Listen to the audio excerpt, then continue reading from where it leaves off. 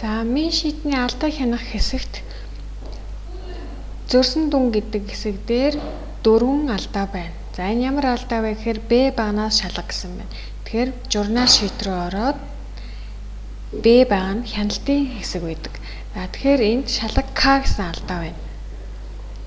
За тэгэхээр К дахь багнаа хараад энд нүд хоосон байна. Тэгэхээр дансны харьцааны дебет кредит аль альнийг давхар бичих ёстой. За тэгэхээр банкнаас зээл авах гэхээр манайх банкнд өртөө учраас банкны өр гэсэн дансныг кредитэд бичлдэг. За ингэж бичлдээснээс шалга К гэсэн алдаа байхгүй болоод шүүлт буюу энэ баг нь алдаа байхгүй болж байна. За энэ болохоор шалга Е гэж байна. За дебет кредит дансны харьцаагаа зөв бичсэн байна.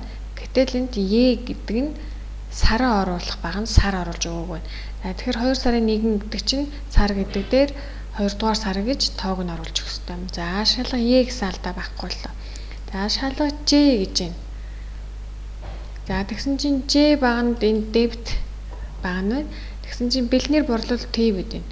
Тэгсэн чинь дансны харьцаагаа дебет талдаа борлуулалт кредит талдаа кассан бууруулсан бичлэлтэйсэн байна. За энэ хүн андуураад бичлэлтэйсэн байна. Тэгэхээр борлуулалт хийж байгаа юм чинь манайд мөнгө орж ирэх учраас мөнгө буурахгүй харин касс нэмэгдэх ёстой.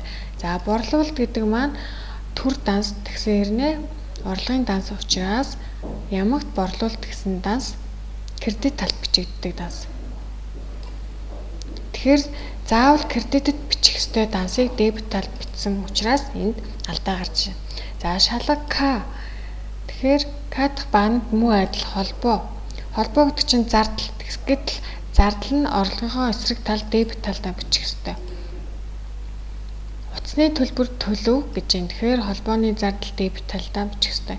Ямар ч зардал дебет талдаа, ямар ч орлого кредит талдаа бичих ёстой гэсэн үг.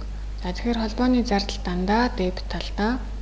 За төлж байгаа юм чинь касс манахаас буурах ёстой. За ингээд 4 алдаа засагдаад дансны харьцаа зөв хийгдсэн гэж энэ Б хэсэгт гарч ирж байна. Мен шийдний тайлангийн үзүүлэлтүүд тэнцэн хэсгийг шалгах гэсэн хэсэгт 4 алдаа байхгүй болж байна.